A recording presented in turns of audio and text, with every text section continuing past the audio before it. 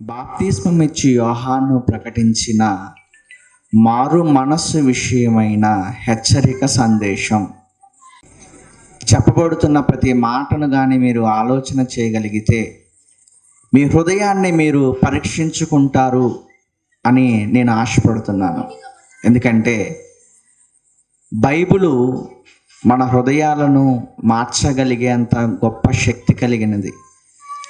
వాక్యానికి ఉన్న శక్తి ఏంటి అని అంటే నిజంగా మనసులను మార్చగలిగే శక్తి, బండరాతి హృదయాలను కూడా కరిగించేటువంటి శక్తి దేవుని వాక్యానికి ఉంది.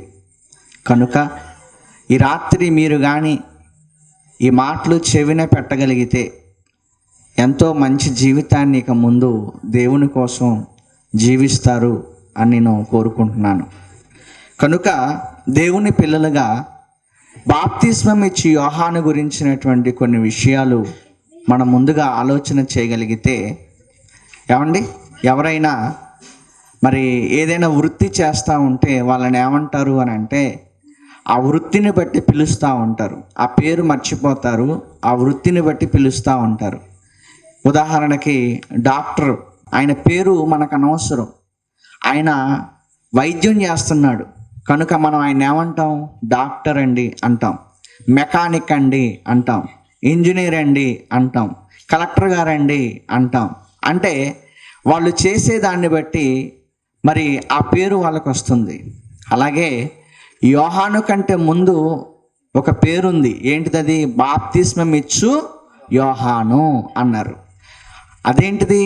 బాప్తిస్మం ఇచ్చి యోహాను ఏంటి అంటే ఆయనైనా బాప్తిస్మం ఇచ్చింది, ఇంకెవరు ఇవ్వలేదా?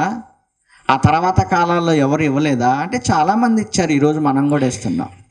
మరి ఆయనకొక్కడికి ఆ పేరేంటి? బాప్తిస్మం ఇచ్చి యోహాను అంటే ఆయన ఒక్కడే ఇస్తున్నాడా లేకపోతే ఏంటి అని అంటే, ప్రియమైన దేవుని వల్లరా, అంతకు ముందటి కాలంలో బాప్తిస్మము అనేది లేదు. పాత నిబంధన కాలంలో బాప్తిస్మము అనే పదం కానీ బాప్తిస్మము ఇవ్వటం కానీ అనేది లేదు. ఈయన ద్వారా మాత్రమే ఈ బాప్తిస్మము అనేది ప్రారంభమైంది. అందుకే ఏదైనా ఒకటి ప్రారంభిస్తే వాళ్ళని పితామహులు అంటారు. అంటే దానిని ప్రారంభించిన పితామహులు అని అర్థం. అలాగే ఈ బాప్తిస్మము అనే దాన్ని ప్రారంభించిన పితామహుడు ఎవరు అని అంటే యోహాను గారు. అందుకే ఆయన పేరే బాప్తిస్మం ఇచ్చు యోహాను. ఎందుకంటే ఇక ఆయనే స్టార్ట్ చేశాడు దాన్ని, ఆయనే మొదలు పెట్టాడు దాన్ని. ఇక ఆ తర్వాత కాలంలో శిష్యుడు కావచ్చు, ఇక చాలామంది అపోస్తులు, తర్వాత సంఘము, ఇప్పటి వరకు 2000 సంవత్సరాలుగా ఇప్పటికీ బాప్తిస్మ కార్యక్రమం అనేది క్రైస్తవ ప్రపంచంలో మనం చూస్తూనే ఉన్నాం. ఇక్కడ ఉన్న చాలామంది బాప్తిస్మం తీసుకున్నారు, మంచిది.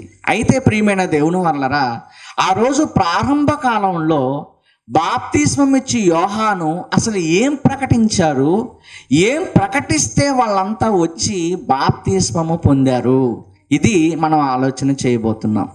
కనుక యేసుక్రీస్తు వారికి సంబంధించిన వ్యక్తులు ఎవరైతే ఉన్నారో వాళ్ళల్లో కొంతమంది గురించే లేఖనాల్లో రాయబడి ఉంటుంది. బాగా ఆలోచించండి. యేసుక్రీస్తు వారి గురించి మొత్తం ఆది కాండం నుంచి మలాకి గ్రంథం వరకు కూడా ప్రతి ప్రవక్త యేసు ప్రభు గురించి ప్రకటించిన వాళ్ళే.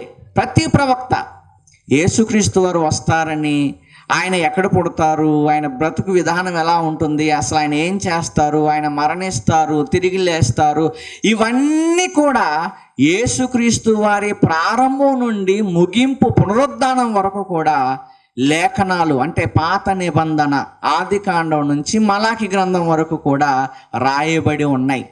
ఇకపోతే యేసుక్రీస్తు వారితో లింకప్ అయిన వాళ్ళు, అంటే యేసుక్రీస్తు వారితో ముడిపడిన వారు ఎవరైతే ఉంటారో వాళ్ళ గురించి కూడా రాయబడినవి. అందులో ప్రాముఖ్యులు 3 ఉంటారు. అందులో మొట్టమొదటిగా కన్య అయినటువంటి మరియ తల్లి. ఆ మరియ తల్లి గురించి ముందుగానే, ఆమె పేరైతే లేదు కానీ ఆ తల్లి కన్యకగా ఉండి కంటుంది యేసుక్రీస్తు వారిని అనేటువంటి విషయాన్ని ముందుగానే ప్రవక్తలు ప్రవచించారు. అలాగే ఇస్కరియోతు యూదా, ఇస్కరియోతు యూదా ఏం చేశాడండి? యేసుక్రీస్తు వారిని అప్పగించాడు. మరి ఆయన గురించి కూడా ఉందా అంటే ఉంది. ఇతను ఉద్యోగం వేరొకడు తీసుకొనును అనే ముందుగానే మరి ఆయన గురించి ప్రవచనం ఉంది. మరియమ్మ తల్లి గురించిన ప్రవచనం ఉంది, ఇస్కరియోతు యూదా గురించిన ప్రవచనము ఉంది. అలాగే మరొక ప్రాముఖ్యమైన వ్యక్తి ఈ బాప్తిస్మం ఇచ్చి యోహాను. ఈయన గురించినటువంటి ప్రవచనాలు కూడా ఉన్నాయి.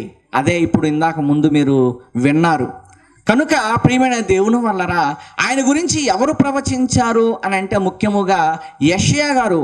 ఏమండి? యెషయా గారు ప్రవచించారు.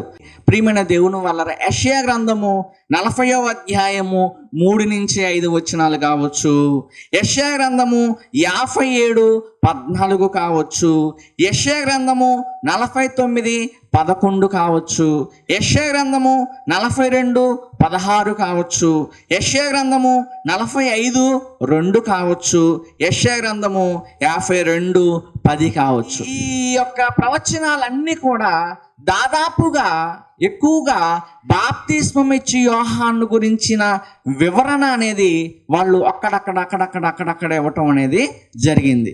ప్రియమైన దేవుని వల్లరా అందులో ఒకటి చదువుకుందాం మనం. ఏమండి? ఒకసారి ఆలోచన చేస్తే ముందుగా లూకాసు వార్త చూద్దాం. లూకాసు వార్త ఏమండి? లూకాసు వార్త 3వ అధ్యాయం చూడండి ఒకసారి. లూకాసు వార్త 3వ అధ్యాయము ఏమండి 6వ వచనములో 3-6 కలిసి ఉంటాయి. అందులో ఆఖరి మాటలు కానీ మనం ఆలోచన చేయగలిగితే, ప్రభు మార్గము సిద్ధపరచుడి, ఆయన త్రోవలు సరళము చేయుడి. ఆయన త్రోవలు సరళము చేయుడి. ఇది ఎక్కడుంది? యెషయా గ్రంథము 40వ అధ్యాయము 3-5 వచనాల్లో ఆ విషయాలు ఉంటాయి. తర్వాత మీరు చూసుకోండి. ప్రియమైన దేవుని వల్లరా ప్రభు మార్గమును సరళం చేయటం ఏంటి? ఇప్పుడు నేను వచ్చి వాక్యం చెప్పాలండి. మీకు వాక్యం చెప్పాలి. ఈ వాక్యం చెప్పడం కోసం ముందు ఏం జరిగింది? తమ్ముళ్ళు ఎంతోమంది, పెద్దవాళ్ళు తమ్ముళ్ళు ఎంతోమంది వచ్చారు. ఇదిగో లైట్లు కట్టారు, మైక్ పెట్టారు, ప్రొజెక్టర్స్ ఆన్ చేశారు, ఏమంటే స్టేజీ కట్టారు, ఏమంటే మీరు చక్కగా భోజనం చేయటానికి అన్ని ఏర్పాటు చేశారు. ఇదంతా కూడా ఇదిగో ఒక దైవజనులు, ఒక దైవ సేవకులు వస్తారు, వారు దేవుని వాక్యాన్ని మీకు వినిపిస్తారు. కనుక ముందు ఇవన్నీ జరగాలి. అవునా కదా? ముందు ఇవన్నీ జరిగితే అప్పుడు వాళ్ళు వచ్చి వాక్యం చెప్తారు, ప్రజలు వచ్చి పాటలు చూస్తారు. కనుక ఇదిగో ఇలాంటి ఏర్పాట్లు చేయాలి. దీన్ని ఏమంటారు? ముందుగా వచ్చి వీటన్నిటిని ఏం చేస్తున్నట్టు మనం అరేంజ్ చేస్తున్నట్టు, సిద్ధం చేస్తున్నట్టు. అలాగే ఒక మహనీయుడు ఈ లోకానికి రాబోతున్నాడు. ఆయన ప్రభు అయిన యేసుక్రీస్తు వారు. ఆయన రాక ముందు 6 నెలలకు ముందు పుట్టినవాడే బాప్తిస్మం ఇచ్చు యోహాను. ఏమండి? ఈ బాప్తిస్మం ఇచ్చి యోహాను అనేటువంటి ఆయన ప్రభు మార్గాన్ని ఏం చేస్తున్నాడట? సరళం చేస్తున్నాడు. ఎందుకంటే అంతకుముందు బాప్తిస్మము అనేది లేదు. బాగా వినండి. అంతకుముందు బాప్తిస్మము అనేది లేదు. ఈయన స్టార్ట్ చేశాడు. నెక్స్ట్ ఈయన ద్వారా ఏం జరగాలి? బాప్తిస్మము అనేది ప్రజలకు అలవాటు కావాలి. బాప్తిస్మం అనేది ప్రజలు తీసుకోవాలి. ఇది నిర్విరామంగా యేసుక్రీస్తు వారు వచ్చేంత వరకు జరగాలి ఈ బాప్తిస్మం తీసుకోవటం అనేది. కనుక ముందుగా ఆయన వచ్చి ఏం చేశాడు? ఈ బాప్తిస్మము అనే దాన్ని పరిచయం చేయటం జరిగింది. ఏమండి? అయితే ఈ బాప్తిస్మము తీసుకునే ముందు బాగానండి, ఈ బాప్తిస్మము అనేది తీసుకునే ముందు అసలు ఎందుకు తీసుకోవాలి ఈ బాప్తిస్మము అనేది కూడా ఆయనే బోధన చేయటం అనేది ప్రారంభంగా ఆయనే బోధన చేయటం అనేది జరిగింది. ఒకసారి ఆ మాట చదువుకుందాం. అదే లూకాసు వార్త 3వ అధ్యాయం మనం చూడగలిగితే 3వ వచనం చూడండి. అదే లూకాసు వార్త 3వ అధ్యాయము 3వ వచనం కానీ ఒకసారి మనం ఆలోచన చేయగలిగితే, అంతటా అతడు వచ్చి పాప క్షమాపణ నిమిత్తము మారు మనస్సు విషయమైన బాప్తిస్మం పొందాలి. మీరు ఎలాంటి బాప్తిస్మం పొందాలి? మనమంతా ఎలాంటి బాప్తిస్మం పొందాలి? ఏమండి? పాప క్షమాపణ నిమిత్తం. అంటే మనం పాపాలు చేశాము, ఆ పాపాలకు క్షమాపణ కావాలి, ఆ పాపాలు క్షమించబడాలి. అలా క్షమించబడాలంటే ముందు మారు మనస్సు అనేది పొందాలి, ఆ తర్వాత బాప్తిస్మము తీసుకోవాలి. ఇది పాప క్షమాపణ నిమిత్తమైన లేదా పాప క్షమాపణ నిమిత్తము మారు మనసు విషయమైన బాప్తిస్మము. ఏమండి, ఈరోజు క్రైస్తవ సమాజంలో ఇలాంటి బాప్తిసాలు జరుగుతున్నాయా? దీనికి భిన్నమైన బాప్తిసాలు జరుగుతున్నాయా? చిన్న పిల్లలకు బాప్తిసం ఇస్తారు. అసలు ఎందుకు ఇస్తారు? ఎందుకు ఇవ్వాలి? మారు మనసు ఏంటో ఆ చిన్నపిల్లలకు తెలుసా? పాప క్షమాపణ అంటే ఏంటో వాళ్ళకి తెలుసా? మరి ఎందుకు ఇవ్వాలి? ఎందుకు ఇస్తున్నారు? ఆలోచించండి. అంటే బాప్తిస్మము అనేది మొట్టమొదటిగా అసలు ఎందుకు ప్రారంభమైంది, దేనికి తీసుకోవాలి, తీసుకునే ముందు ఏం జరగాలి, ఇవన్నీ వదిలేశారండి. ఇవన్నీ వదిలేశారు. బాప్తిస్మము అనే పదం అర్థమైంది, లేదా బాప్తిస్మం తీసుకోవటం అలవాటుగా మారిపోయింది. చిన్నప్పటి నుంచి ముసలోళ్ళ వరకు ఇదిగో బాప్తిసాలు తీసుకుంటూనే ఉన్నారు. ఎందుకు తీసుకోవాలి, తీసుకునే ముందు ఏం జరగాలి అనేది ఆలోచన చేయటం లేదు. అందుకే ఈ యొక్క అంశాన్ని పెట్టడం జరిగింది. ప్రియమైన దేవుని వల్లరా, మీరు బాగా ఆలోచించాలి. పాప క్షమాపణ నిమిత్తము మారు మనసు విషయమైన బాప్తిస్మము అని అన్నాడు. ఏమండి, మారు మనసు పొందామని మనం బాప్తిస్మం అనేది తీసుకోవాలి. బాగా ఆలోచించండి. మేము మనసు మార్చుకున్నాము, ఇప్పటి వరకు మేము చేసిన పాపాలు క్షమించబడాలి, ఇక ముందు మా మనసు మేము మార్చుకుంటున్నాము, ఇదిగోండి మాకు బాప్తిస్మం ఇవ్వండి అని తీసుకోవాలి. చాలామంది దైవజనులు పెళ్ళిళ్ళకు బాప్తిసం ఇస్తున్నారు. ఏమండి, దైవజనులైన వారు దయచేసి ఆలోచించండి. మీరు పెళ్ళిళ్ళకి బాప్తిసం ఇవ్వాల్సిన అవసరం ఏముంది? ఏమండి, ఇప్పుడు బాప్తిసం తీసుకుంటేనే పెళ్లి చేయండి అని బైబిల్లో ఎక్కడైనా ఉందా?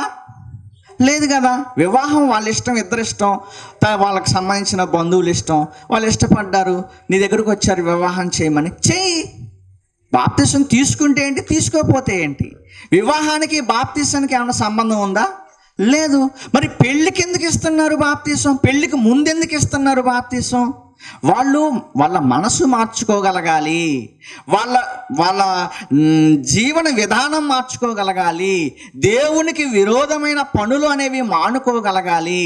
అలా మానుకొని అయ్యగారు మాకు బాప్తిసం ఇవ్వండి అంటే దైవజనుడు బాప్తిసం ఇవ్వాలి. అంతేకాని పెళ్ళికి లేకపోతే ఇంకొక దానికి ఇవ్వకూడదండి. దయచేసి దైవజనులైన వాళ్ళు ఒకవేళ ఇలాంటివి చేస్తే మనం తప్పు చేస్తూ వాళ్ళను కూడా తప్పులో లేదా తప్పుడు మార్గంలో మనం నడిపిస్తున్నాము. దాని వలన ఎంతో ప్రమాదం ఉంది. ఎందుకంటే దాని అర్థం మారిపోయింది. ఈరోజు చిన్నపిల్లలకి ఇవ్వటం ఏంటి, పెళ్ళికి ముందు ఇవ్వటం ఏంటి, లేకపోతే ఏదో ఒక సమస్య తీరటం కోసం ఇవ్వటం ఏంటి? కనుక నువ్వు బాప్తిసం తీసుకోమ్మా నీకు రోగం పోద్ది, నువ్వు బాప్తిసం తీసుకోమ్మా నీకు సమస్యలు పోతాయి, నువ్వు బాప్తిసం తీసుకోమ్మా లేకపోతే నీకున్న ఏదైతే ఉన్నాయో నీకు అవన్నీ పోతాయి. ఇలా ప్రకటన చేయటం వల్ల బాప్తిసం తీసుకుంటే నాకు రోగం పోతుందా, బాప్తిసం తీసుకుంటే నా ఇంట్లో సమస్యలు పోతాయా, బాప్తిసం తీసుకుంటే ఇదిగో నాకు కలిసి వస్తుందా, ఇలాంటి ఆలోచనలతో, లోక సంబంధమైన ఆలోచనలతో బాప్తిసాలు కూడా తీసుకుంటున్నారు. దయచేసి అలా ఎప్పుడూ తీసుకోకూడదు. బాప్తిసానికి ఒక అర్థం ఉంది, బాప్తిసానికి ఏమన్నా ఒక పరమార్థం ఉంది, దానికి ముందు జరగాల్సింది ఉంది. నీ జీవితంలో, నీ మనస్సులో, నీ హృదయంలో జరగాల్సింది ఉంది. అది జరగకుండా బాప్తిసం తీసేసుకొని నేను పరలోకానికి వెళ్ళిపోతాను అంటే నిన్ను నువ్వే మోసం చేసుకుంటున్నట్లు. ప్రియమైన దేవుని వల్లరా, కనుక ఈ రాత్రి మీరు బాగా ఆలోచించాలి. ప్రభు మార్గాన్ని ఆయన సరళం చేయటానికి వచ్చాడు. ప్రభు రాకముందు ఎలా ఉందంట పరిస్థితి? మీరు ఆ వచనాలన్నీ చదువుకుంటే కొండలు ఉన్నాయట, లోయలు ఉన్నాయట, కొండలు ఉన్నాయి, పెద్ద పెద్ద కొండలు ఉన్నాయట, పెద్ద పెద్ద లోయలు ఉన్నాయట, మార్గం కరెక్ట్గా లేదట, వంకరగా ఉన్నాయట, ఏమంటే గరుకుగా ఉన్నాయట. అంటే దాని అర్థం ఏంటి అంటే సమాజంలో ఒక నీతికరమైన పరిస్థితులు లేవు, ఒక నీతి బోధ లేదు, ఒక మంచి పద్ధతి లేదు. మనుషులు ఎలా పడితే అలా జీవిస్తున్నారు, ఎలా పడితే అలా ఆలోచిస్తున్నారు, ఎలా పడితే అలా నడుచుకుంటూ వెళ్ళిపోతున్నారు. వాళ్ళ జీవన విధానం కరెక్ట్గా లేదు. ఏమండి, వాళ్ళ జీవన విధానం కరెక్ట్గా లేదు. ఇప్పుడు ప్రభు వచ్చి ఒక మంచి బోధ చేయబోతున్నాడు. అప్పుడు ఏం జరుగుతుంది? కొండలు అణచబడతాయి, లోయలు పూడ్చబడతాయి, ఇదిగో వంకరవి తిన్ననివైపోతాయి. ఇదిగో అందరి కూడా ఏం చేస్తారు? అందరికీ కూడా రక్షణ అనేది వస్తుంది. అలా రావాలంటే వాళ్ళ హృదయాలలో ఒకటి జరగాలి. వాళ్ళ హృదయాలలో ఒకటి జరగాలి. ఏంటి జరగాలి అని అంటే, ఇదిగో ప్రభువు కూడా అదే బోధ చేస్తాడు.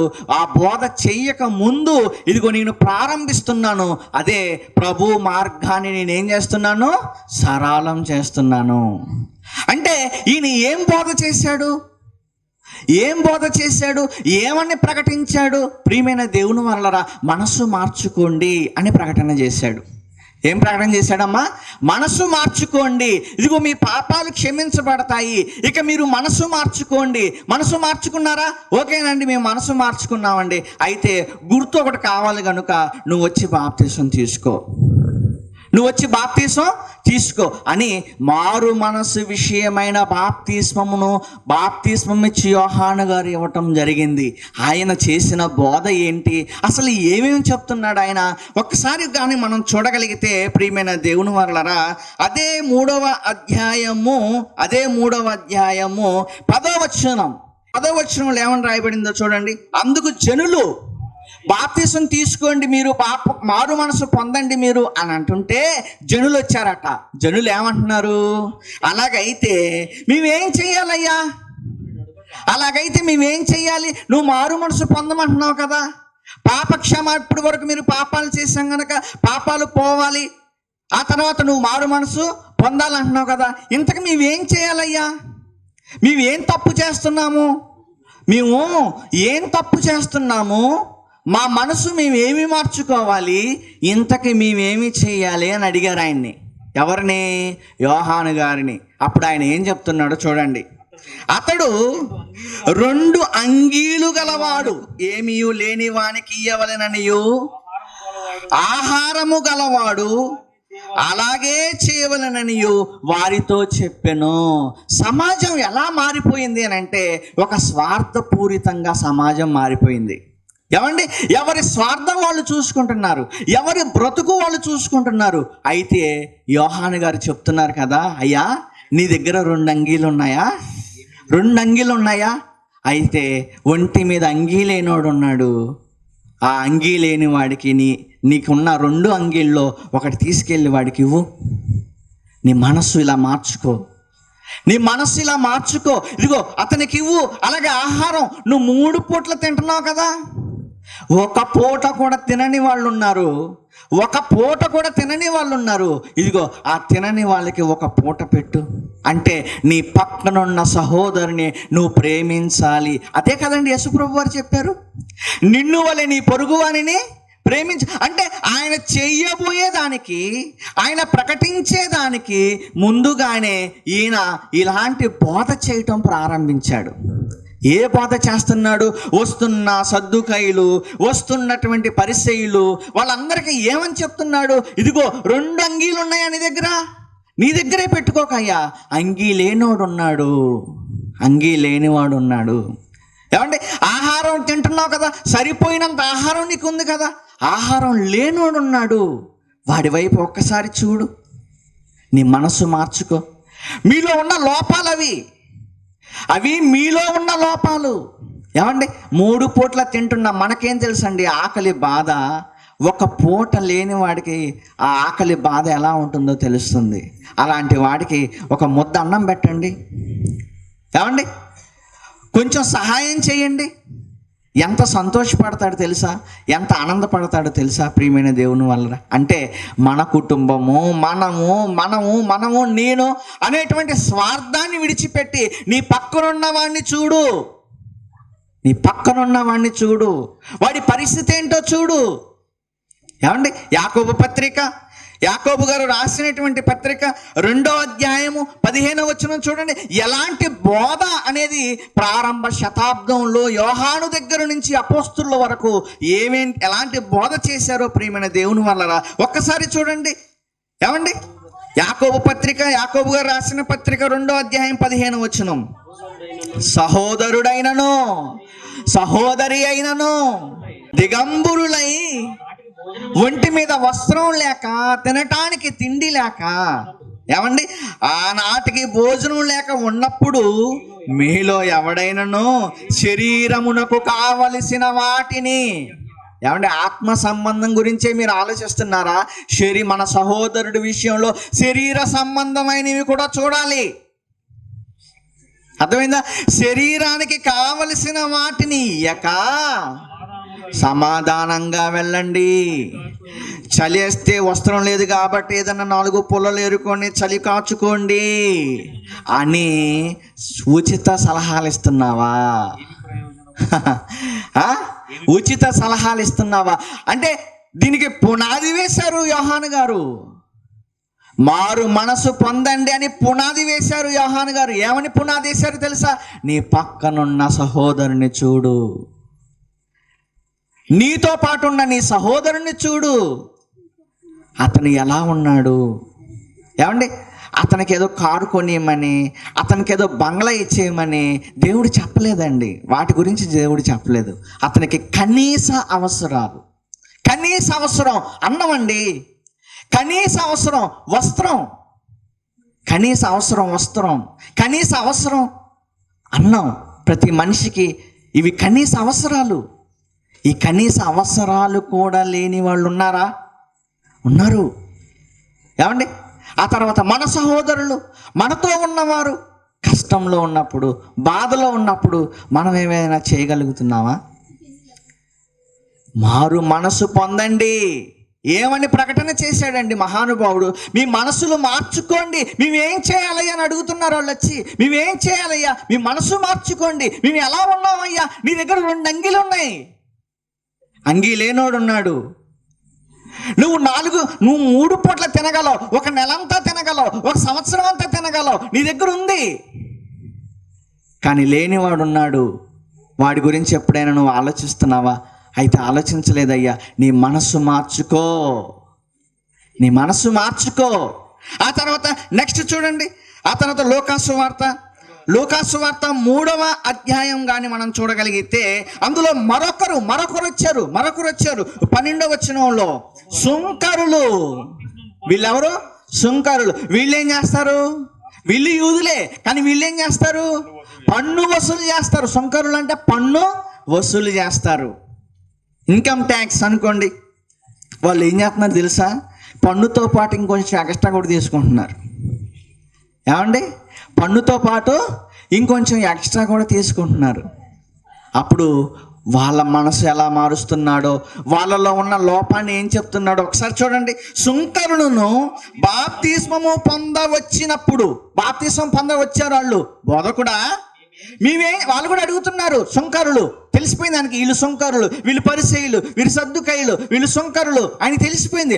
వీళ్ళు తెలిసిపోయింది. వీళ్ళేం తప్పు చేస్తున్నారు, వాళ్ళని తప్పు చేస్తున్నారు, అర్థమైపోయింది. వాళ్ళ తప్పును చెప్తున్నాడు.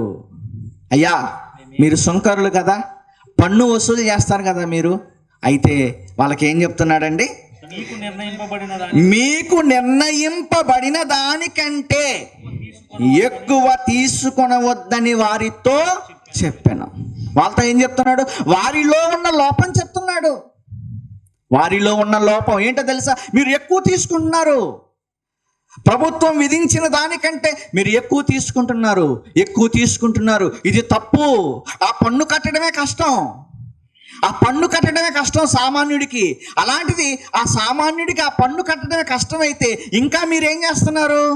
పన్ను మీద ఇంకా భారాలు వేసి ఆ ప్రభుత్వాలకు తెలియకుండా మీరు ఇంకొంచెం మీ ట్యాక్స్ పెట్టారు. ఇది మీ ట్యాక్స్ అన్నమాట. అర్థమైందా? కనుక ప్రియమైన దేవుని వల్లరా ఈ ట్యాక్స్ మీరు ఎక్స్ట్రా వసూలు చేస్తున్నారు. మీ తప్పిది. మీ తప్పును మీరు సరిదిద్దుకోండి. ప్రియమైన దేవుని వల్లరా ఈరోజు లేదా అలాంటి పరిస్థితి? ప్రభుత్వాలు విధించిన దానికంటే ఇదిగో ప్రభుత్వం ఒక పని చేయాలి, ఒక పని చేయటానికి అవకాశం ఇస్తే ఆ పని జరగాలి అని అంటే ఈయనకి ఇంకొంచెం ఎక్స్ట్రాగా ఇవ్వాలి. ఇస్తేనే ఆ పని అక్కడ జరుగుతుంది. ప్రభుత్వ పనులు ప్రభుత్వ పనులు అనేవి జరగాలి అని అంటే ఇదిగో అధికారులకి ఇంకా ఇవ్వాలి, ఇస్తేనే ఆ ప్రభుత్వ పనులు అనేవి జరుగుతాయి. ఏమండి ప్రియమైన దేవుని వల్ల వస్తున్నారు, ఒక్కొక్కరు ఒక్కొక్క కేటగిరీ వస్తున్నప్పుడు చెప్తున్నాడు, ఏమన్నా తెలుసా, మేమేం చేయాలని అడిగారుగా, మీరు వచ్చి ఏం చెప్పారు, మేమేం చేయాలి అని అడిగారుగా. అయితే మీరు చేయాల్సింది, బాప్తీసానికి ముందు మీరు చేయాల్సింది మీ మనసు మార్చుకోవాలి. ఏంటో తెలుసా, మనసు మీ తప్పు ఏంటో మీకు తెలియాలి, ఆ తప్పుని మీరు సరిదిద్దుకోగలగాలి, మార్చుకోగలగాలి. తర్వాత చూడండి ఎవరు వచ్చారు, ఏమంటే 14 వచ్చిన వాళ్ళు తర్వాత ఎవరు వచ్చారు, సైనికులు వచ్చారట. తర్వాత ఎవరు వచ్చారు, సైనికులు వచ్చారు. వాళ్ళు అంటున్నారు సైనికులు వచ్చేసారు, శంకరులు వచ్చేసారు, పరిసయ్యులు, శాస్త్రులు, ఏమంటే సద్దుకయ్యులు, వీళ్ళందరూ కూడా వచ్చేస్తున్నారు. వచ్చేసి అడుగుతున్నారు, మేమేం చేయాలయ్యా, మేమేం చేయాలయ్యా, మీలో తప్పిది, ఇదిగో మీలో ఉన్న తప్పిది, ఇదిగో మీలో ఉన్న తప్పిది, ఇదిగో మీలో ఉన్న తప్పిది. అయితే ఏం చేయాలి, బాప్తీసానికి ముందు మేమేం చేయాలయ్యా, బాప్తీసానికి ముందు మీ మనసు మార్చుకోవాలి. ఏం చెప్తున్నాడండి, సైనికులకి ఏం చెప్తున్నాడండి, మేమేమి చేయవాలని అతన్ని అడిగిరి. అందుకు అతడు అంటున్నాడు, ఎవరిని బాధ పెట్టకయ్యో, బాధ పెట్టకండి, అనవసరంగా ఎవరిని బాధ పెట్టకండి. సైనికులు కదండి, ఎవరిని పడతాను కొట్టేస్తారు కదా వాళ్ళు, అవునా? నేరం చేయని వాళ్ళ మీద కూడా నేరాలు మోపేస్తారు. నేరాలు మోపేసి వాళ్ళని జైళ్ళకి తీసుకెళ్ళిపోయి వీళ్ళు నేరాలు చేశారన్నట్టుగా లేనిపోని సాక్ష్యాలు పుట్టించి ఏమంటే ఆ న్యాయాధిపతుల ముందు నిలబెడతారు. మీ తప్పులయ్యా ఇవి, నేరం చేసిన వాడిని శిక్షించండి, శిక్షించటానికి ప్రభుత్వానికి అప్పగించండి, అనవసరంగా ఎవరిని బాధ పెట్టకండి, ఎవని మీద అపనింద వేయకయు మీ జీతాలతో, మీ జీతాలు, మీకు జీతం ఇస్తుంది కదా ప్రభుత్వం, సైనికులుగా పనిచేస్తున్నందుకు మీకు జీతం ఇస్తుంది కదా ప్రభుత్వం, ఆ జీతాలతో మీరు తృప్తి పొందాలి. ఈరోజు పొందుతున్నారా జీతాలతో తృప్తి? జీతం ఏమో తక్కువ, వచ్చే రాబడేమో ఎక్కువ. తెలుసా మీకు, జీతం చాలా తక్కువ అండి. జీతం 20,000 అయితే వచ్చేది 2 లక్షలు. నిజమండి, వచ్చేది 2 లక్షలు, వచ్చేది 3 లక్షలు. ఈ 3 లక్షలు ఎక్కడి నుంచి వస్తున్నాయి? ఏమండి సైనికులు ఏం చేస్తున్నారు, వాళ్ళ జీతాలతో వాళ్ళు తృప్తి పడట్లేదు, లంచాలు తీసుకుంటున్నారు. ఏం తీసుకుంటున్నారు, జీతంతో తృప్తి పొందండి అని అంటున్నాడంటే జీతం కాక వాళ్ళు ఏం చేసుకుంటున్నారు, వాళ్ళు ఏం తీసుకుంటున్నారు, లంచాలు. అదే కదా అక్కడ ఉంది. మీ జీతంతో తృప్తి పొందండి అంటే వాళ్ళు ఏం తీసుకుంటున్నారు అని అర్థం, లంచాలు తీసుకుంటున్నారు. లంచం తీసుకోవచ్చా? తీసుకోకూడదు కదా. ఏమండి లంచం తీసుకోవచ్చా? ద్వితీయోపదేశ కాండము 27వ అధ్యాయం 23వ వచనం, ద్వితీయోపదేశ కాండము 27వ అధ్యాయం 23వ వచనం చూడండి. 27, 25 అమ్మ. నిర్దోషికి ప్రాణహాని చేయుటకు లంచము పుచ్చుకున్నవాడు శాపగ్రస్తుడు. నిర్దోషి, లంచం తీసుకున్నావు, ఎవడి మీద తోసేసావు, నువ్వు న్యాయాధిపతివి, నువ్వు జడ్జివి, నువ్వు లంచం తీసేసుకున్నావు. మరి నిరూపించబడాలి అక్కడ, ఎవరో ఒకరు తప్పు చేస్తేనే కదా అక్కడ తప్పు జరిగిద్ది. కనుక తప్పు చేసిన వాడిని తప్పించావు, తప్పు చేయని వాడి మీద వేసేసావు. దానికి నువ్వేం తీసుకున్నావు, లంచం తీసుకున్నావు. అంటే తప్పు చేసిన వాడు బయట తిరుగుతున్నాడు, తప్పు చేయని వాడు లోపల శిక్ష అనుభవిస్తున్నాడు. ఇలాంటివి లేవా సమాజంలో? చెప్పండి మీరు, ఎందుకు లేవండి? ఈరోజు మీడియా ద్వారా చాలా విషయాలు బయటకు వస్తూ ఉన్నాయి, ఇంకా అవన్నీ నేను చెప్పట్లేదు. ప్రియమైన దేవుని వల్లరా, లంచాలు న్యాయాధిపతిని అన్యాయం చేసేటట్టుగా చేస్తున్నాయి. ఏమండి మీకా గ్రంథము 7వ అధ్యాయం 3వ వచనం, మీకా గ్రంథము 7వ అధ్యాయం 3వ వచనం ఏమంటున్నాడు చూడండి. 2 చేతులతో కీడు చేస్తారు, 2 చేతులతో కీడు చేస్తారట. అధిపతులు బహుమానాలు కోరతారు. పలానా ప్లాట్ రాసిచ్చేయండి, మీకు ఈ పని చేసి పెట్టాను కదా, పలానా స్థలం ఇచ్చేయండి, మీకు ఈ పని చేసి పెట్టాను కదా, పలానా అపార్ట్మెంట్లో పలానా ఫ్లాట్ రాసి ఇచ్చేయండి, మీకు ఈ పని చేసి పెట్టాను కదా, జోయిలుకాస్లోనో లలితలోనో మామిడికి ఒక హారం తీసుకొచ్చేయండి. అర్థమైందా? బహుమానాలు కోరుదురు, న్యాయాధిపతులు లంచము పుచ్చుకొందురు. న్యాయాధిపతులు ఏం చేస్తారు? లంచాలు. ఏమండి? ప్రసంగి గ్రంథము 7వ అధ్యాయము 7వ వచనం చూడండి. ప్రసంగి గ్రంథము 7వ అధ్యాయము 7వ వచనం. ప్రియమైన దేవుని వాళ్ళ అందులో రాయబడినటువంటి మాటలు చూడండి. అన్యాయము చేయటం వలన జ్ఞానులు తమ బుద్ధిని కోల్పోతారు, లంచము పుచ్చుకొనుట చేత మనసు పాడైపోతుంది. నీ మనసు పాడైపోతుంది, నీ మనసు పాడైపోతుంది. ఆ మనసును మార్చుకోమన్నాడు. అది లంచము పుచ్చుకొనుట వల్ల నీ మనసు చెడిపోతుంది. సైనికులారా, అధికారులారా, అధిపతులారా, సామాన్య ప్రజలారా, మీలో ఏ లోపాలు ఉన్నాయో నేను చెప్పనవసరం లేదు. వాస్తవానికి మీ లోపాలేంటో మీకు తెలుసు. మీరు ఎక్కడ తప్పు చేస్తున్నారో మీకు తెలుసు. మీరు ఎక్కడ పొరపాటు చేస్తున్నారో మీకు తెలుసు. కాబట్టి బాప్తీసానికి ముందు మీరు చేయాల్సిన పని ఏంటి? మీ మనసు మార్చుకోండి. ఎవరండి ఇలా బాప్తీసం తీసుకుంటున్నారు? ఏమండి? ఎవరైనా ఇలా బాప్తీసం తీసుకుంటున్నారా? ప్రియమైన దేవుని వాళ్ళరా, ఆలోచించండి. మా పాస్టర్ గారు చెప్పారండి, నేను తీసుకున్నానండి అంటున్నారు కొంతమంది. ఏమండి?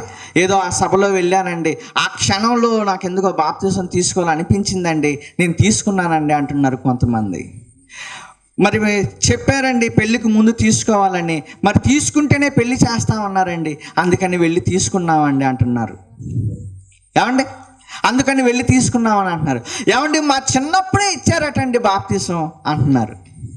ఏమండి? ఇదా నువ్వు తీసుకునే బాప్తీసం? బాప్తీసానికి ముందు ఏం చేయాలో తెలుసా? నీ మనసు మారాలి. మీ మనసులు మారాలి. మనసులు మారకుండా బాప్తీసాలు తీసేసుకుంటున్నారు. అది ఎంతవరకు రైట్ అండి? అది ఎంతవరకు వాస్తవం చెప్పండి? మీ మనసులు మారాలి కదా. మీలో ఉన్న లోపం ఏంటో మీకు తెలుసు కదా. మీలో ఉన్న తప్పులేంటో మీకు తెలుసు కదా. నాలో ఉన్న లోపం ఏంటి, మీలో ఉన్న లోపాలు ఏంటి? మనం తీసేసుకున్నాం బాప్తీసాలు. ఏమండి? సరిదిద్దుకొని కదా తీసుకోవాలి బాప్తీసం. ప్రియమైన దేవుని వాళ్ళరా, మొన్న ఈ మధ్యకాలంలో అంటున్నారు, అన్న బాప్తీసం ఇచ్చేటప్పుడు సొక్కా బయటకు వచ్చిందన్న. ఇప్పుడు ఏం చేయమంటావు? బాప్తీసం ఇచ్చేటప్పుడు చొక్కా బయటకు వచ్చిందా? అయితే ఇప్పుడు ఏం చేయాలి? మళ్ళీ ఇవ్వన్నా. అన్న బాప్తీసం ఇచ్చేటప్పుడు నా వెంట్రుకలు కొంచెం పైనే ఉన్నాయంట అన్న. వెంట్రుకలు పైన ఉన్నాయా? ఒక రెండు వెంట్రుకలు కనపడ్డాయి అన్న. ఏం చేయాలి ఇప్పుడు? మళ్ళీ ఇవ్వన్నా. అన్న బాప్తీసం ఇచ్చేటప్పుడు ముంచుతున్నావు కదా, ముంచేటప్పుడు 2 ఏళ్ళు బయటకు వచ్చినాయి అన్న. ఇప్పుడు ఏం చేయాలా? మళ్ళీ ఇవ్వన్నా. ఏమండి?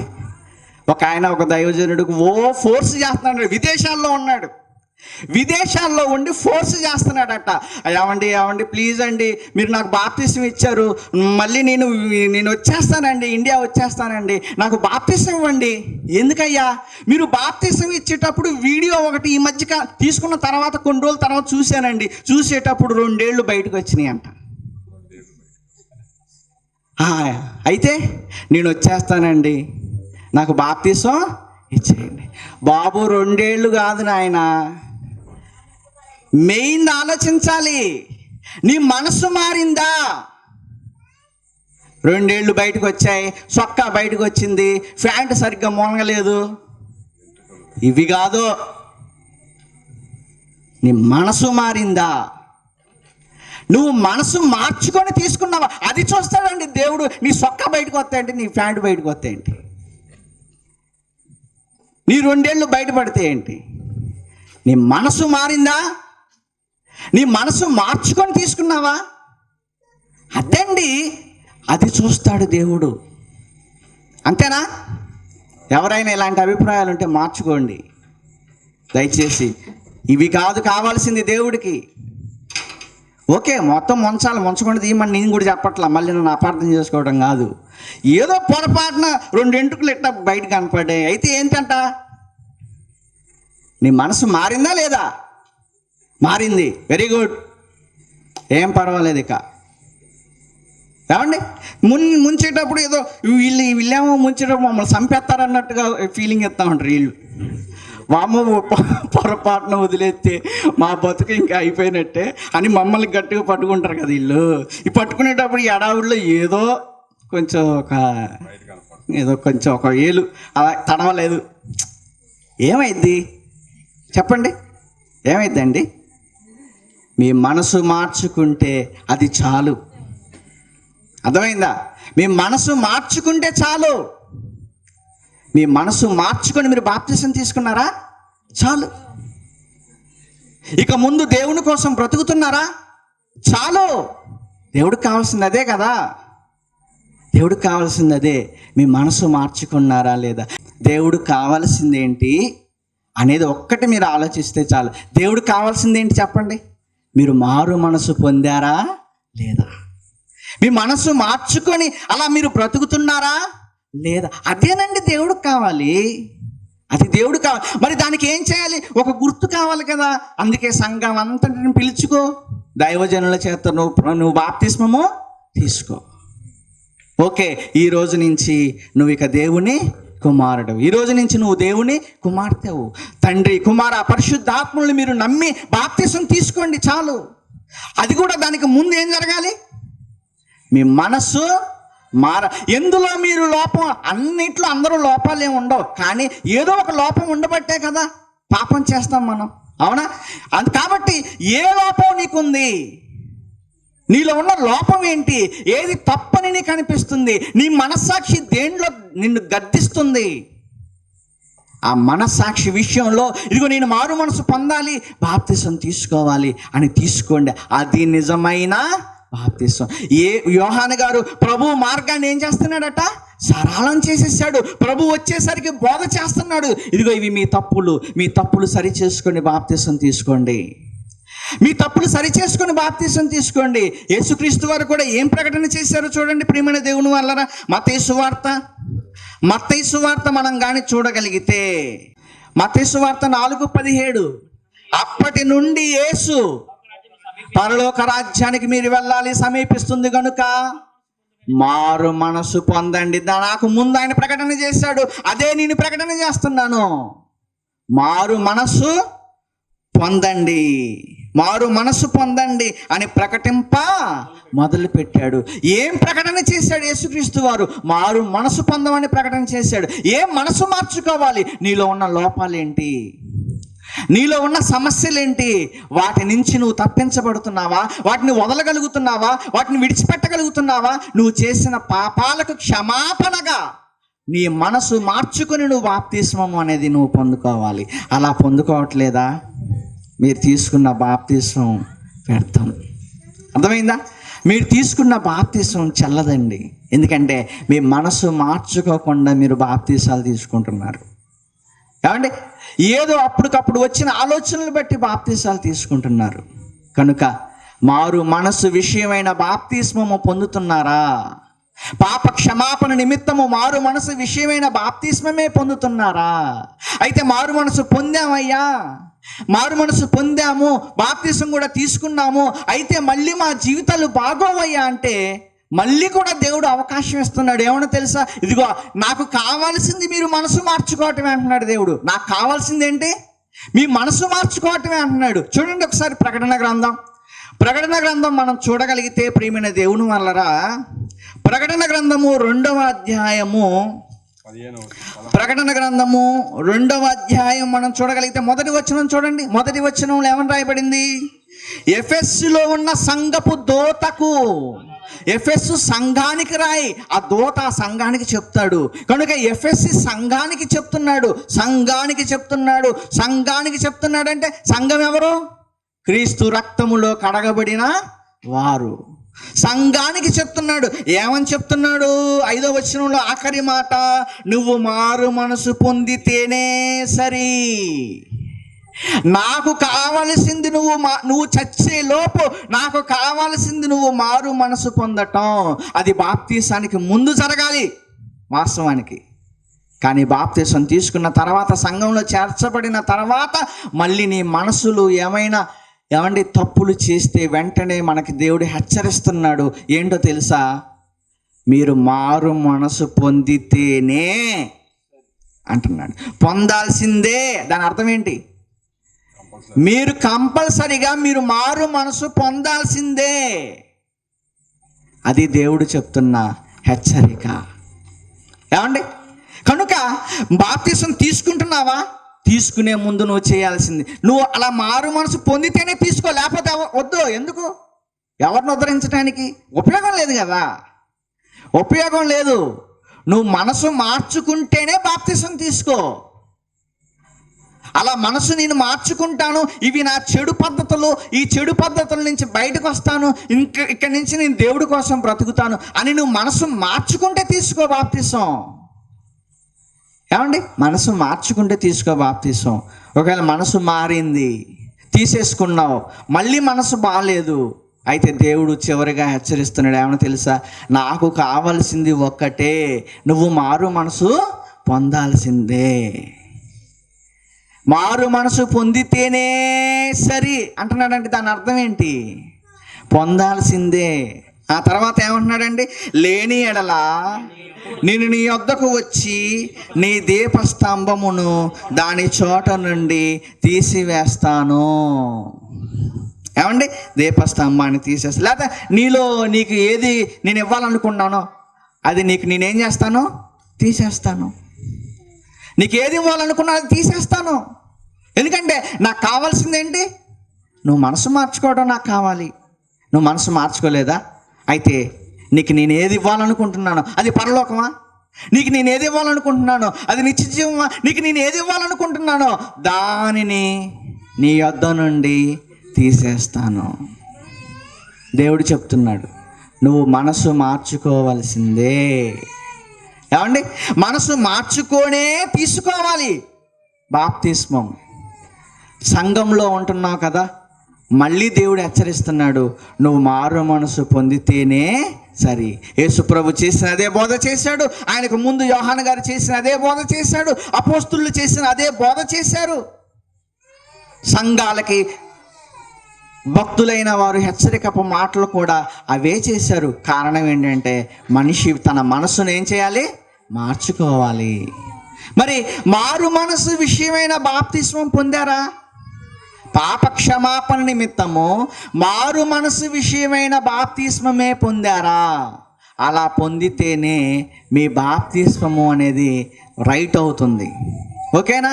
అలా లోక సంబంధంగా ఏదైనా మీరు తీసుకున్నారనుకోండి, మళ్ళీ తీసుకోండి. తీసుకునేటప్పుడు తండ్రి గురించి, కుమారుడు గురించి, పరిశుద్ధాత్మ గురించి మీకు తెలియాలి.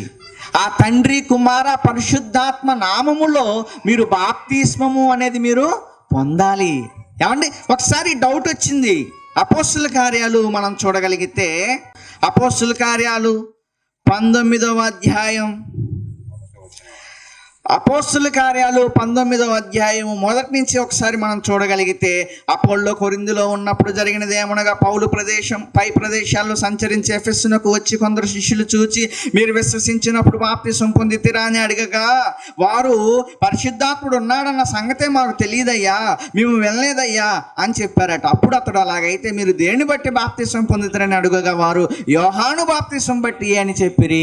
యోహాను బాప్తిసం బట్టి అంటే యోహాను ఎలాగైతే అలా నీళ్ళలో ముంచి లేపేశాడో అలాంటిది పొందారట. కానీ ఆ తర్వాత కాలంలో వచ్చిందేంటి? యేసుక్రీస్తు వారు ఏమని చెప్పి బాప్తిసం ఇవ్వమన్నారు? మత్తయి సువార్త 28:19లో, మత్తయి సువార్త 28:19లో యేసుక్రీస్తు వారు ఏమని చెప్పి బాప్తిసం ఇవ్వమన్నారు? ఎలా బాప్తిసం ఇవ్వమన్నారు? తండ్రి యొక్కయు, కుమారుని యొక్కయు, పరిశుద్ధాత్మ యొక్కయు నామములోనికి బాప్తిసం ఇవ్వమన్నారు. అంటే నువ్వు బాప్తిసం తీసుకునే ముందు మీ ఆయన గురించి తెలుసుకొని, పాస్టర్ గారి గురించి తెలుసుకొని తీసుకోవడం కాదు. బాప్తిసం తీసుకునే ముందు నువ్వు చేయాల్సిన పని, నీకు ఎవరెవరి గురించి తెలియాలి?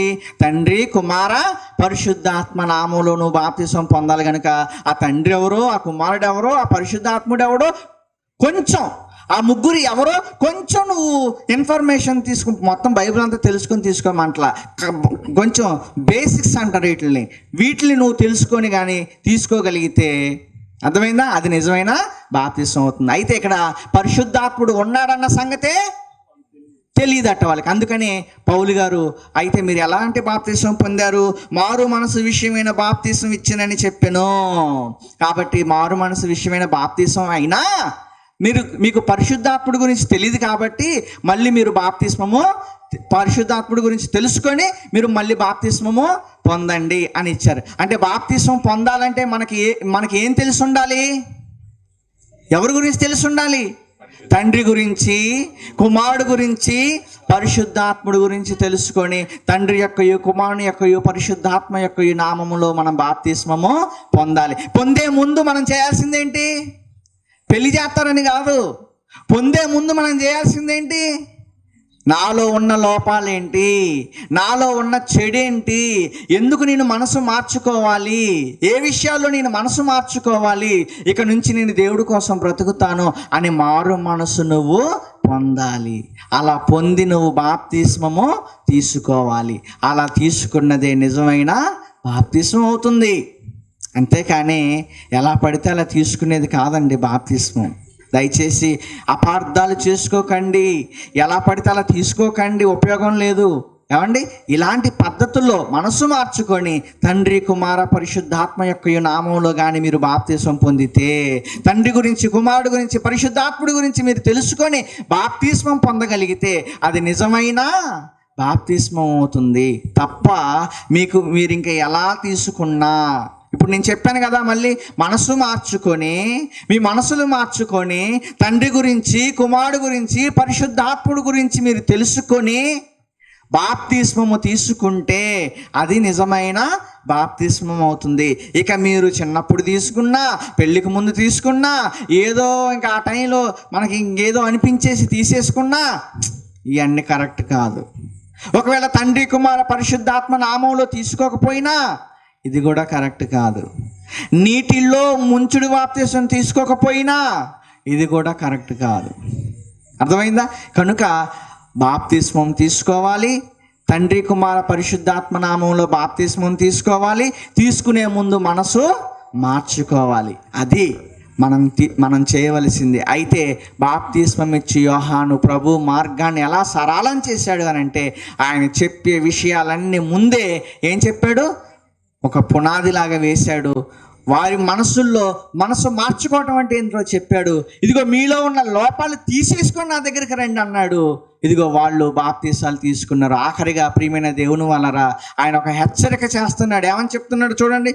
అదే లోకాసు వార్త ప్రియమైన దేవుని వల్లరా 3వ అధ్యాయం మనం గనక చూడగలిగితే 3వ అధ్యాయము ఏమంటే 9వ వచనం చూడండి. 3వ అధ్యాయము 9వ వచనం. ఇప్పుడే గొడ్డలి చెట్ల వేరున ఉంచబడి ఉన్నది. గొడ్డలి ఎక్కడుందట?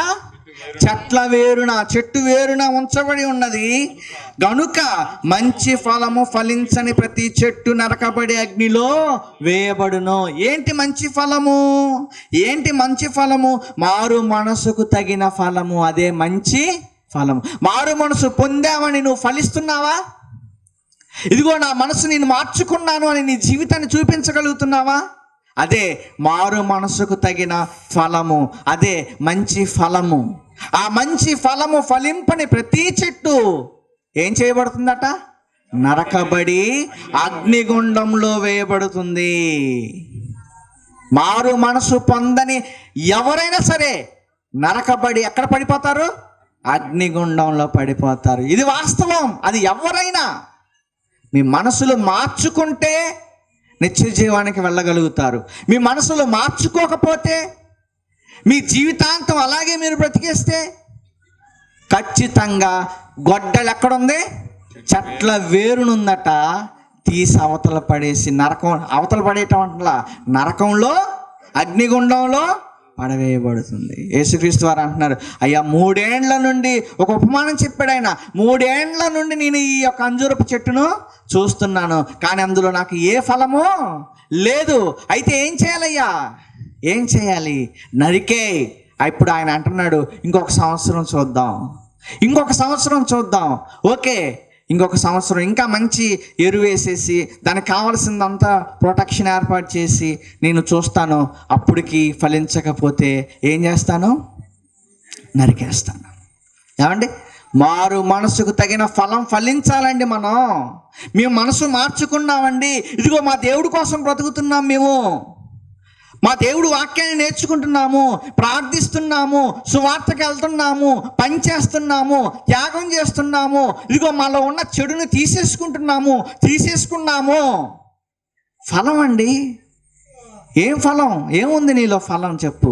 ఎప్పుడులాగే ఉన్నావు, ఎప్పటిలాగే మాట్లాడతావు, ఎప్పటిలాగే ప్రవర్తిస్తావు, ఎప్పటిలాగే ఉంటావు. మారు మనసు తగిన ఫలము మనలో లేదనుకోండి, గొడ్డలు ఎక్కడుందట అంటే పేక దగ్గర అని అర్థం. అర్థమైందా? గొడ్డలు ఎక్కడుంది? చెట్టుకైతే వేరు, మనకైతే పేక దగ్గర. అయితే ఏం చేస్తామయ్యా? ఏమి లేదు, నువ్వు అలా వెళ్తున్నావు అనుకో, కాళ్ళు ఒక చోట పడిద్ది, తల ఒక చోట పడిద్ది, కాళ్ళు ఇంకో చోట పడతాయి. అర్థమైందా? అంటే దాని అర్థం ఏంటి? పోతానయ్యా, పోతామే ఇంకా. అర్థమైందా? కనుక మారు మనసుకు తగిన ఫలము ఫలించండి, చూపించండి. మేము మనసు మార్చుకున్నాము. మనసు మార్చుకోకపోతే దేవుడు హెచ్చరిస్తున్నాడు, ఫుల్గా హెచ్చరిస్తున్నాడు ఆయన. ఏంటో తెలుసా? నువ్వు మనసు మార్చుకోలేదా? అయితే గొడ్డలి చెట్ల వేరున టేక్ ఇట్ ఈజీగా తీసుకోమాకండి. ఏదో వాళ్ళు వచ్చారు చెప్పారు వెళ్ళిపోతారు అనుకోమాకండి. అర్థమైందా? ఇక్కడ కూర్చున్నాము అని అంటే ఈ రాత్రి ఈ వాక్యం మీ హృదయంలో పని చేయాలి. నేను మారకపోతే నా తండ్రి నన్ను శిక్షిస్తాడా? ఇక్కడ గురించి ఆలోచించకండి. దీని తర్వాత ఇంకోటి ఉంది. చెట్టును నరికి ఎక్కడేస్తా అన్నాడు? అగ్నిగుండంలో. మరి అగ్నిగుండానికి వెళ్ళాలి కదా, మన ఆత్మలు అగ్నిగుండానికి వెళ్ళిపోతాయి కదా. మరి ఆత్మ అగ్నిగుండానికి వెళ్ళిపోతే మరి అక్కడ కాలాలి కదా, అగ్నిగుండంలో కాలాలి కదా, కొన్ని కోట్ల సంవత్సరాలు అందులో ఉండిపోవాలి కదా. ఇక మళ్ళీ రాలేని పరిస్థితి కదా. నేను బ్రతికున్నప్పుడే, నాకు శరీరంలో ఆరోగ్యం ఉన్నప్పుడే, నా మెదడు పనిచేస్తున్నప్పుడే ఇదిగో నా మనసు నేను మార్చుకోవాలి. లేకపోతే ఆ ఫలాన్ని కానీ నేను ఫలించకపోతే చెట్టు వేరున గొడ్డలి ఉంచబడింది. ఏ రోజు ఎత్తి ఆ గొడ్డలితో వేరు మీద వేస్తాడో తెలీదు. ఆ రోజున నరకానికి వెళ్ళిపోవాలి. మీలో ఉన్న లోపాలేంటి? మనలో ఉన్న లోపాలేంటి? ఇంకా మనం సరి చేసుకోగలగాలి. సరి చేసుకోలేకపోతే అబద్ధాలు, మోసాలు ఏదైనా కావచ్చు. ఇక ఏమండి, చాలా ఉన్నాయి కదా, పెద్ద లిస్ట్ ఉంది కదా. ఏమండి, అపవాది అనేవాడు ఈ లోకంలో ప్రతి మనిషిని పాడు చేయటానికి ఎన్నో కుయుక్తులు, కుతంత్రాలతో ఇదిగో వాడు వేసిన వలలో అనేక మందిని ఏం చేస్తున్నాడు? చిక్కించుకుంటున్నాడు. కనుక దేవుని పిల్లలుగా మన సహోదరులకు మనం సహాయం చేయగలుగుతున్నామా? మన సహోదరుడి గురించి మంచిగా మనం ఆలోచన చేయగలుగుతున్నామా? మన సహోదరుడికి మరి కష్టాల్లో ఉన్నప్పుడు మనం ఏదైనా చేయగలుగుతున్నామా? లేదా నేను ఉద్యోగం చేస్తున్నానా, నాలో ఇంకేదైనా లోపాలు ఉన్నాయా? లేకపోతే నేను ఏం చేస్తున్నాను, అందులో నాకున్న లోపం ఏంటి? ఇదిగో నేను ఇమ్మీడియట్గా తీసేసుకోవాలి. లేదంటే గొడ్డలు ఎక్కడుంది? చెట్ల వేరునా. అది చెట్లు మనమే. ఈ చెట్లు అంటే ఈ చెట్లు కాదు. ఏమండి, చెట్లు అంటే మనమే. గొడ్డలి చావు, ఏ రోజు చావు మనకు వస్తుందో తెలియదు. కనుక మారు మనసుకు తగిన ఫలము ఫలించాలి. బాప్తీసం తీసుకుంటే అలా తీసుకోండి, తీసుకోకపోతే అలాగే తీసుకోండి. తీసుకున్న తర్వాత ఫలము ఫలించండి.